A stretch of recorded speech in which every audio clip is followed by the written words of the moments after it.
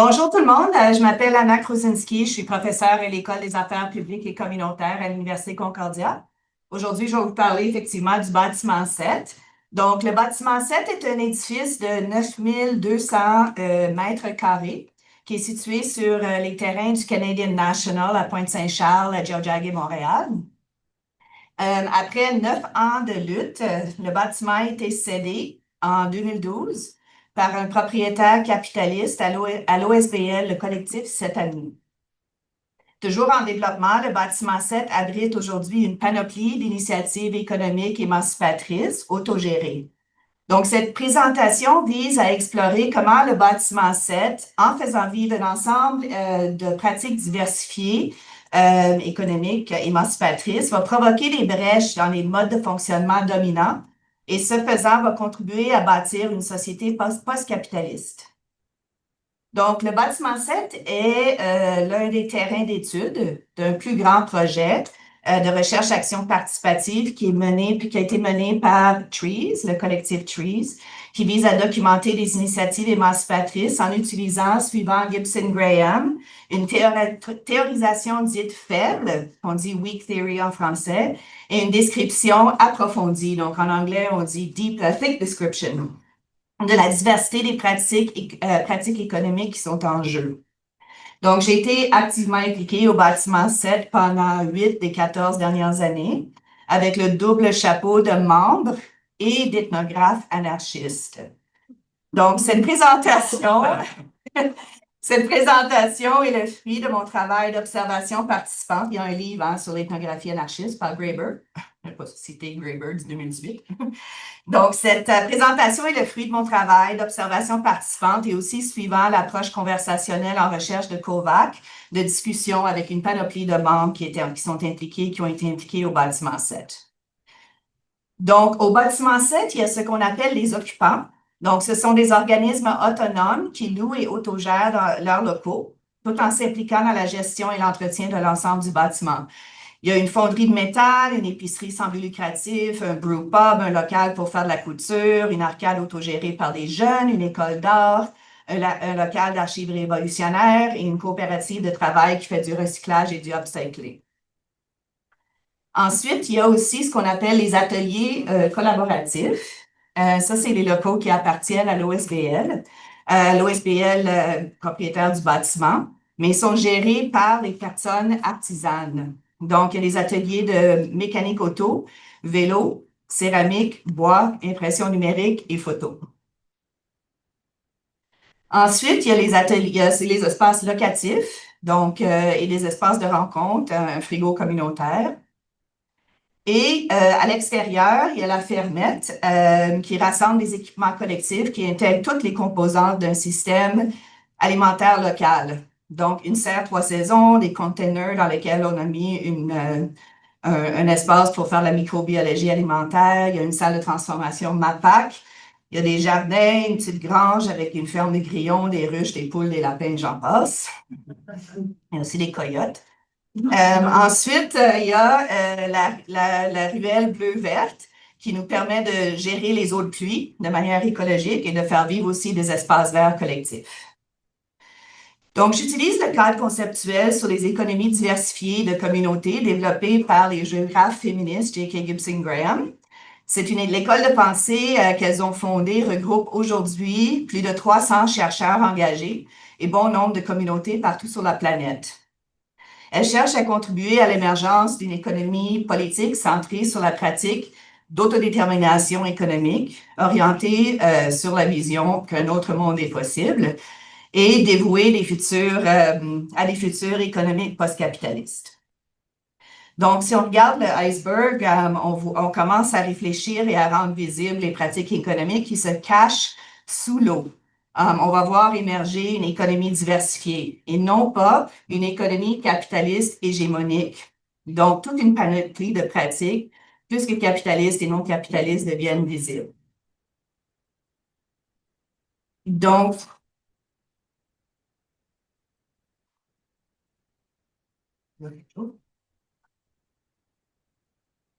je vais expliquer le cadre conceptuel, en fait, au fur et à mesure de ma présentation. en présentant en même temps l'analyse et pratique économique en jeu au bâtiment 7. L'analyse est centrée autour des 5 coordonnées éthiques, qui sont aussi les 5 piliers de l'économie. Donc, l'entreprise ou l'organisation, le travail, les transactions, la propriété et les finances. Donc, on reste sur entreprise, hein? Donc, la coordonnée entreprise ou organisation est centrée sur les différentes formes de richesses produites, dont notamment sur les questions à savoir dans quelles conditions elles sont produites, à qui elles appartiennent, qui décide de leur utilisation et à quoi elles sont attribuées. Dépendant des réponses à ces questions, l'organisation se situe quelque part sur le continuum. À droite, vous voyez entre entreprises capitalistes et non capitalistes en passant par plus que capitalistes. Pour bien illustrer, j'ai inclus à la première rangée le groupe MAC, qui ne fait pas partie du bâtiment 7, mais qui est le propriétaire des terrains adjacents. Donc, les richesses produites par le groupe MAC, évidemment, sont privées. Elles appartiennent à Vincent Chiara et à ses actionnaires. C'est eux qui décident de comment cette richesse est utilisée. Dans la deuxième rangée, on parle du collectif C'est à nous, qui est le propriétaire du bâtiment. C'est une entreprise sociale sans but lucratif. La richesse appartient à la communauté de Pointe-Saint-Charles et au-delà. Les instances démocratiques du bâtiment 7 décident de l'utilisation de la richesse et la richesse est distribuée pour élargir les communs et le bien-être des personnes envers qui nous sommes redevables. Elle est utilisée pour soutenir les ateliers collaboratifs qu'on a vus au début, qui permettent aux personnes utilisatrices d'accéder à des équipements collectifs. Elle est aussi utilisée pour soutenir des causes, comme par exemple présentement, il n'y a pas de frais pour la location pour toutes les activités en lien avec la Palestine. À la dernière rangée, je parle ici de l'exemple des brewpubs et sans taverne. C'est une coopérative de travailleuses sans but lucratif, ce qui qualifie cette organisation de non capitaliste sur cette coordonnée. Ce qui la différencie en fait de l'exemple du collectif C'est à nous, c'est que la richesse appartient aux travailleuses et que celles-ci décident de son utilisation. Bon, puisqu'il s'agit d'une entreprise sans but lucratif, les travailleuses ne peuvent pas empocher toute la richesse produite, mais doivent l'utiliser pour soutenir la mission. Pour Gibson Graham, puisque la richesse produite par le labeur des travailleuses n'est pas accaparée par d'autres personnes ou entités et distribuée à leur insu, il s'agit d'une relation sociale non capitaliste. Là, on voit l'influence marxiste. Donc, et au fil des années, les sans-tavernes ont décidé d'utiliser de leur richesse pour soutenir notamment Press Start, qui est un organisme autogéré par des jeunes et qui a une mission antiraciste et anticoloniale. Donc, les sans-tavernes ont payé plus du pied carré en loyer pour permettre à Press Start d'en payer moins, par exemple. Je vais boire de l'eau. Je prends des cours de chant, puis il faut que j'apprenne à respirer, là. Même chose. OK. Donc, passons maintenant à la coordonnée travail. Donc, au bâtiment 7, il n'y a pas de travail qui cadre dans la partie du haut du tableau qui s'apparente à des pratiques de type capitaliste pur. Donc, dans la première rangée, dans la deuxième, la rangée du milieu, là, on voit des exemples de travail rétribué autrement. Ici, on voit une artisane du bois qui travaille son métier sans patron. Elle est rémunérée en argent lorsqu'elle vend ses productions. Le travail des personnes employées au collectif C'est à nous, qui est le deuxième. Employées par le collectif C'est à nous, ils font du travail dit coopératif. Donc, elles travaillent ensemble en autogestion et sont rémunérées en argent. Le troisième exemple, c'est à l'épicerie sans but lucratif Le Détour. Les membres font du travail réciproque. Donc, en échange pour 3 heures de travail par mois, les personnes membres ont un rabais de 30% sur leurs épiceries et les membres sont impliqués dans la structure autogérée et ont un mot à dire sur leurs conditions de travail. Les stagiaires du projet de mentorat de Press Start sont rémunérés en argent, mais il y a aussi du travail réciproque car ils accumulent des apprentissages et des capacités en échange pour leur labeur. Les stagiaires participent aussi aux instances démocratiques et ont une prise sur leurs conditions de travail. Finalement, on a l'exemple ici de l'auto-approvisionnement. Par exemple, un membre de l'atelier vélo qui vient travailler sur son vélo pendant les plages horaires ouvertes à la communauté. Ça, c'est juste quelques exemples, hein. Évidemment, il y a comme des milliers d'exemples. Puis dans la rangée du bas, on a des exemples de travail non rémunéré. Donc, au bâtiment 7, il y a toute une panoplie de personnes qui font du travail militant. Donc, ce sont les membres dits actifs qui s'impliquent dans un cercle de gestion et ou qui détiennent un rôle. Il y a aussi les bénévoles qui font du travail non rémunéré de manière ponctuelle, comme la corvée de nettoyage de la dalle de la fermette. Et sans oublier le travail des non-humaines, donc que ce soit les plantes qui refroidissent le bâtiment en été, les abeilles qui pollinisent les plantations de la fermette ou les poules qui pondent des œufs pour notre consommation. Au-delà de la rémunération et de l'autogestion de son travail, on s'intéresse aussi au bien-être. Donc, au bâtiment 7, la forme de bien-être la plus importante est sociale. Donc, liée aux relations avec les camarades. Nos enfants circulent librement dans le bâtiment. Les relations amoureuses et amicales abondent. Les camarades nous soutiennent dans les moments difficiles. Notre bien-être communautaire est aussi très fort. La mission du projet est de travailler dans notre communauté. Il y a une tentative de s'assurer du bien-être matériel des membres. Le salaire n'est pas super, c'est autour de 26-27 $ présentement, mais ceci est compensé pour plusieurs par un souci particulier pour le bien-être occupationnel. Bon, ben, je l'ai email ici, ça. OK. Il y a beaucoup de jours de congés et de vacances, des vacances de 6 semaines ou plus. Et ça permet aux membres salariés de vivre autre chose que le bâtiment 7, en fait, dans leur. Il y a aussi un souci pour le bien-être dit physique.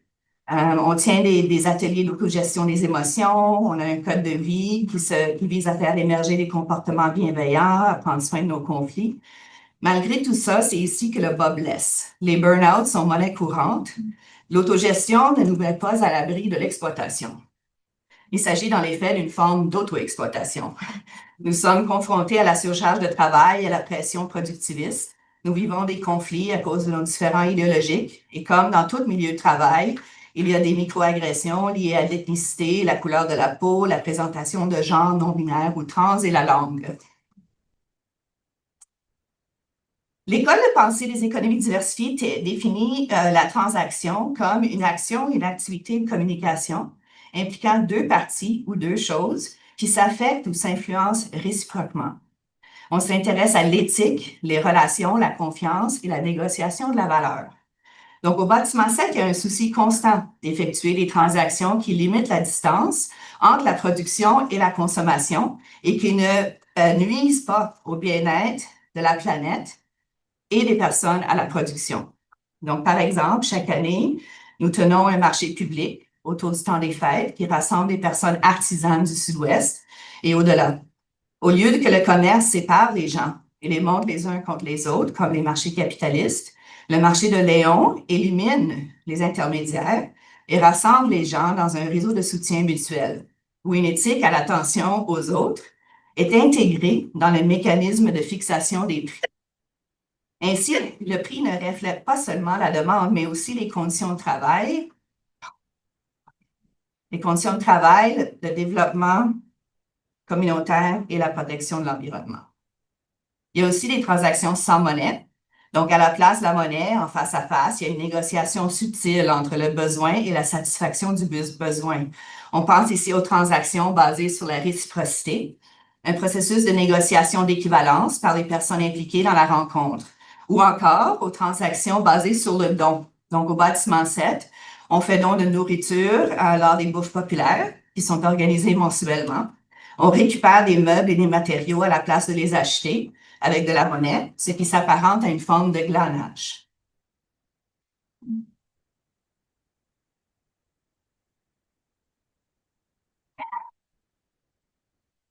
La coordonnée, euh, la coordonnée propriété nous amène à nous intéresser aux manières d'élargir les communs, que ce soit en transformant en commun la propriété clos, en créant de nouveaux communs ou en gérant les ressources en libre accès.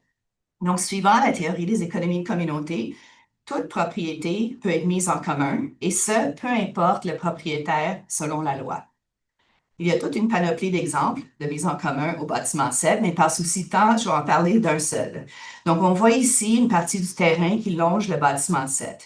Dans les plans initiaux, le promoteur allait vendre cette parcelle à un promoteur immobilier qui allait y construire un mur de condos. Donc, nous avons lutté contre ce projet et après longue haleine, on a gagné. La ville a acheté la parcelle du promoteur pour l'utilisation par la communauté. Ce faisant, nous avons transformé en commun une propriété clos. Ensuite, le collectif Buckskin Babes a mené une campagne auprès de la ville avec l'aide de Press Start pour qu'une partie de ce terrain soit aménagée en espace culturel autochtone. Donc, cette campagne, elle aussi, a été gagnée. Donc, à droite, en haut, on voit les Autochtones qui participent à une activité de visualisation de l'espace. Ici, on voit des photos d'un atelier de tannage qui a eu lieu sur la parcelle de terrain qui est réservée pour l'espace culturel autochtone. Donc, l'espace n'est pas encore aménagé, mais le collectif y organise des ateliers ponctuels depuis plusieurs années. Donc, suivant la théorie des économies de communauté, un commun n'est jamais fixe, toujours en train d'être fait et refait. Ce qui importe en premier lieu, c'est qu'il y ait une communauté qui en prend soin, qui en prend la responsabilité. Dans le cas de cet espace, c'est le collectif Buckskin Babes qui joue ce rôle. Ce sont des membres des Premières Nations, les Métis et éventuellement les Inuits qui vivent dans la ville, qui sont appelés à y accéder et, dans la mesure des possibles, de leur capacité, leurs intérêts, d'en prendre soin. Ce sont les Buckskin Babes qui négocient l'usage de ce terrain auprès de la ville et des autres actrices du bâtiment 7. Lors de l'activité de visionnement, elles ont présenté les aménagements que la ville a promis d'y installer. Un abri pour le tannage de peau, un shed à outils, un espace pour se réchauffer, un rond de feu, un gazebo aménagé avec des sièges en cercle pour les gatherings. Les avantages seront distribués largement. Les membres des Premières Nations, les Métis et les Inuits pourront fréquenter les lieux, bénéficier des enseignements aussi des aînés de différentes communautés, consolider leurs relations et ce, dans une perspective de land back. Le financement, c'est la dernière coordonnée, et le chantier complexe est toujours en évolution au bâtiment 7. Dès le début, on décide qu'on ne veut pas utiliser le financement des marchés dominants et qu'on veut éliminer ou minimiser l'utilisation de prêts institutionnels. Les seuls prêts institutionnels qui viennent de la Caisse d'économie solidaire. J'attire votre attention sur 4 sources de financement non marchandes. Donc, en 2016, on fait appel à la communauté d'acheter des obligations communautaires afin de préparer l'ouverture du bâtiment 7. Un autre exemple, à partir de 2018, le bâtiment 7 a créé une collaboration avec des fondations philanthropiques et a réussi à aller chercher près de 850 000 sur 4 ans. Ce qui fut intéressant ici, c'est qu'une équipe de recherche animée par une équipe de l'UQAM a animé une démarche de dialogue entre le bâtiment 7 et les fondations dans les orientations. Fait que ce qui est arrivé, c'est que la démarche a permis des investissements très importants sans que l'autonomie soit affectée. Annuellement, au printemps, on organise un gros party de financement. On va chercher 10 000 chaque année. Et l'équité de la sueur, c'est le plus grand investissement. C'est vraiment les gens qui travaillent au bâtiment 7 à tous les égards. Sans se faire payer, évidemment. Ça, c'est un résumé des différentes pratiques plus que capitalistes et non capitalistes en jeu au B7. Je ne vais pas vous les nommer, mais c'est juste pour vous montrer dans l'ensemble ce qui est surligné en bleu. Et pour terminer, suivant J.K. Gibson Graham, bon, je n'ai pas de petit pointeur, là, mais nous créons en haut là, l'économie en y réfléchissant et en agissant. Et nous sommes transformés par notre travail et notre réflexion. Elle nous offre un langage qui nous aide à rendre visible la diversité des pratiques économiques qui existent dans l'ici et le maintenant. Ici, on remet en question le capitalocentrisme, donc cette tendance à gauche d'assimiler l'économie au capitalisme, comme s'il s'agissait de synonymes, et de voir le capitalisme comme étant un système hégémonique tout puissant et immuable. Donc, nous offrons ici le concept d'économie de communauté qui réfère à cet espace de délibération éthique autour des 5 coordonnées. Donc, travail, propriété, transaction, finance et entreprise ou organisation. Le potentiel révolutionnaire se trouve dans la possibilité de faire vivre des économies de communauté qui mettent en œuvre des pratiques cohérentes avec la bonne vie. Des pratiques économiques basées sur une éthique du care et sur l'interdépendance. Donc, nous avons vu au bâtiment 7 toute une panoplie de pratiques, plus que capitalistes et non capitalistes, qui sont en jeu, et ce, dans les 5 sphères de l'économie. J'en ai pas discuté ici, mais il faut savoir que tout espace de délibération et d'action autour de ces pratiques est traversé de relations de pouvoir, de conflits et de différences. C'est un espace politique, en fait. Donc, tous ces éléments, pouvoir, conflit, antagonisme, sont inhérents aux relations humaines. Il est impossible de les éliminer, impossible d'en prévoir leur issue. Donc, de par ce processus de délibération éthique, il y a une transformation des subjectivités.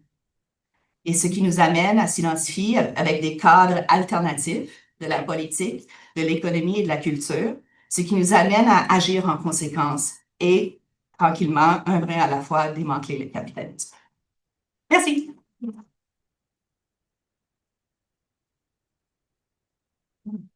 Merci beaucoup, Anna. Pas besoin de montrer ça, là. C'est juste pour les questions. OK. Oui? Attends. Quelqu'un n'a pas encore parlé, peut-être, en arrière, ça? Ma question va être brève. En fait, quand on parlait des questions de financement, autant les questions philanthropiques, des pouvoirs partis, tout ça, c'est super pour les jardins. Et quand vous dites que le choix d'action communautaire plutôt que les bons communautaires aussi, comment le choix s'est fait, qu'est-ce que ça implique? Non, c'était les bons communautaires. Ah, c'est des bons communautaires. Oui, oui. Oui. Puis, moi, je veux savoir, ils ont été déterminés à combien de taux d'intérêt, puis tout ça, sur combien de temps, quand maturité? Ben, moi, j'en ai eu, là, du détour, là, je sais pas combien, je me rappelle plus, là, le taux d'intérêt, désolé. C'est trop dans le détail pour m'appeler. Ouais. Merci beaucoup. Je me demandais si vous aviez un papier d'écrit qui raconte cette histoire-là ou c'est la première fois que vous présentez le travail et que le papier est en cours de rédaction. Ben, cette présentation spécifiquement, Oui. ça s'en vient, là. Je vais le publier dans un handbook, là, sur l'économie post-capitaliste en anglais. Bon, en français, je vais le publier dans une revue, j'imagine, là, mais c'est la première fois que je lui présente ce contenu-là. C'est vraiment excellent, merci. Merci. Mais si vous cliquez sur mon nom dans l'ACFAS, vous allez voir les 2 autres présentations que j'ai faites les autres années, parce que ça fait quand même 15 ans là, que j'ai déjà présenté sur d'autres sujets, les communs au bâtiment 7, puis d'autres éléments. Puis il y a des choses déjà publiées aussi sur d'autres éléments. Mais je trouve que c'est un bon recap pour les étudiants. Là, Oui. Ouais. Oui, oui. Merci aussi, j'abonde très bonne j'aime l'aspect aussi des limites, des critiques, des jeux de pouvoir, c'est vraiment intéressant. Et c'est une question en fait, que je gardais depuis tout à l'heure, puis elle remonte. Si je compare par exemple à l'exemple que j'ai donné de ce que j'ai vécu à petite échelle, où on était vraiment sur la création d'identité, puis c'était la fameuse revue de littérature qui était aussi très intéressante précédemment, où l'importance de créer cette identité. Bon, dans mon exemple, c'était éthique professionnelle, mode de vie, etc. Et je me demande, dans la création de cette identité du bâtiment 7, quel rôle, et aussi, question pour vous, quel rôle la culture d'activisme a joué dans justement cette création d'identité initiale et que en reste-t-il maintenant? Je ne sais pas si ma question est claire. Oui, mais écoutez, c'est pas une question que j'ai étudiée parce que je suis plus sur les aspects économiques et politiques, mais la culture est transversale, clairement. Fait que c'est pas comme si on peut en faire fi. Mais c'est clair qu'au début, tu sais, moi j'étais impliquée dans le centre social autogéré. C'était un projet anti-autoritaire, anarchiste, là. Donc ça, puis on était inspiré des modèles, c'est des squats à Rome et tout ça, là, ce genre de choses. Et quand on a squatté un bâtiment, pour une longue histoire courte, mais on a été expulsé manu militari après 24 heures. Fait qu'après ça, on s'est joint au groupe communautaire de Pointe-Saint-Charles qui sont un peu plus mainstream. Là. On s'entend que c'est quand même la gauche du spectre, là, mais on était toute une gang. Il y avait vraiment un certain pluralisme dans le collectif C'est à nous qui a fait une lutte de 7 ans et a gagné le bâtiment. Donc, c'était plus les anarchistes, là. Nous, on avait comme imaginé, là, tu sais, tu sais, des installations pour des personnes sans abri dans le terrain à côté, là, c'est pas ça, là. C'est pas ça, là, ou des chiens qui se promènent, ou c'est pas ça, c'est devenu comme une espèce d'espace pluraliste, je pense. Je pense qu'il y a du monde qui peuvent se retrouver, qui sont plus mainstream, des gens qui sont plus des anarchistes, il y a des punks et tout ça, parce que maintenant, ce qui est intéressant, le bâtiment, il n'est pas encore complètement développé. Donc, il y a le 1 tiers qui est encore en développement, qui est plus industriel. Donc, présentement, il y a l'espace tapage qui est en arrière et la coop Préciborg qui sont complètement menés par des punks anarchistes, là. Ouais. Donc, il y a cet espace-là, mais en avant, tu as le brewpub, les Sans-Tavernes, qui est aussi comme les travailleuses, c'est souvent des punks anarchistes, mais l'affaire, c'est que n'importe qui vient là. Les travailleuses qui travaillent dans la construction ou sur les terrains de CN sont là, avec les familles qui ont les grandes maisons aussi, là, qui gentrifient la place. Et monsieur et madame tout le monde sont un mix. Fait qu'il y a vraiment, dépendant de où tu vas dans le bâtiment 7, je pense qu'il y a différentes identités. Mais c'est un enjeu important. Je vais faire une présentation à la grande transition, là, qui s'en vient, sur les enjeux épineux liés à la culture et la blanchité. Ah, intéressant. Donc, ça va être une autre présentation qui est beaucoup plus difficile à présenter que ça, mais possible. En tout cas, voilà. Oui? Moi, je me rappelle d'avoir, il y a peut-être 10 ans, participé dans un appartement dans le sud-ouest, dans Pointe-Saint-Charles, à une discussion. Le détour d'épicerie n'existait pas encore. Puis c'était la question de comment on positionne ça, puis comment on va fixer ça veut dire des prix solidaires pour ceux qui n'ont pas d'argent, parce que c'est un quartier en gentrification. Il y a des gens qui ont beaucoup d'argent, il y en a qui ont les locaux, je dirais, d'origine. Et là, c'était comment on. Mais à l'époque, donc ça commençait, il n'y avait pas toutes les activités qu'on voit maintenant. Il y avait des questions de discussion sur créer une monnaie locale. Oui. Et je me suis posé la question, c'en était où? Je ne vois pas là, dans transaction. Non, il n'y a pas de monnaie locale, là. Et ça a été quoi, là? Parce Oui. qu'ailleurs, on va se dire, la monnaie locale, c'est quelque chose de social, de local, de favoriser aussi. Non, mais c'est clair. Mais là, l'enjeu, il y a de la question des prix au détour. Je pense que c'est ça, il y a 30% de rabais pour les personnes qui sont membres, donc qui travaillent 3 heures par mois. Donc ça, c'est une réduction, mais les prix sont vraiment moins chers que n'importe où parce que c'est une entreprise sans but lucratif. Donc, c'est vraiment moins cher déjà. Et aussi, l'autre élément, c'est que on a des coupons, là, coupons locaux, qu'on peut utiliser au détour à l'épicerie solidaire aussi, qui est par le c'est Club comme une populaire. forme de monnaie locale. Oui, mais ça, c'est pour les personnes plus pauvres, là, tu sais. Fait que c'est comme, il y a des organismes comme la clinique communautaire ou le Carrefour d'éducation populaire qui vont donner les coupons aux gens, puis ils peuvent les utiliser pour s'acheter de la nourriture. Mais la question de la monnaie locale, c'est sûr que ça fait partie de nos projets, mais l'affaire, c'est que quand on a parti le bâtiment, là, votre S, là, pas ça. C'est grave. Les éléments de Je suis pouvais faire. C'est un spirale. C'est une espèce c'est vraiment pas un S. Et au début, on avait trop d'innovation en même temps. C'était l'enfer, là. On innovait sur tous les fronts. Même au niveau de la. Moi, j'étais dans le comité informatique. Puis, on a essayé de mettre en place tout un serveur à nous, un système complètement libre. Tu sais, ça a été long, on l'a monté, mais finalement, on n'a pas eu de onboarding, assez de onboarding, fait que finalement, on est avec Google Drive maintenant. Mais je suis là, fait que. Mais bon, mais l'affaire, c'est que c'est comme on avait trop d'innovation en même temps, fait qu'on pouvait pas. C'est impossible, là. Mais ça va venir. C'est un projet sur 50 ans. Vous avez une économie sociale autour. Oui, clairement. Clairement. Les locales, actuellement, ensemble. Oui. On peut prendre quelques autres questions? On peut vous parlez que ceci, c'est un projet parmi d'autres, là. Vous avez d'autres exemples? Ah oui, mais le collectif Trees, ben on a étudié différents projets. En fait, le Trees, c'est un collectif de recherche autogéré. Donc, et chaque personne qui est membre est aussi impliquée dans l'initiative étudiée. Donc, c'est on est des chercheurs engagés Donc, dans c'est pas des initiatives locales. Non, ben, il y a comme la coop Nitaskinan. Je sais pas si vous connaissez, c'est une coop en territoire Atikamekw, qui est autogérée par des Atikamekw. Donc, Karina Wachish est dans notre collectif.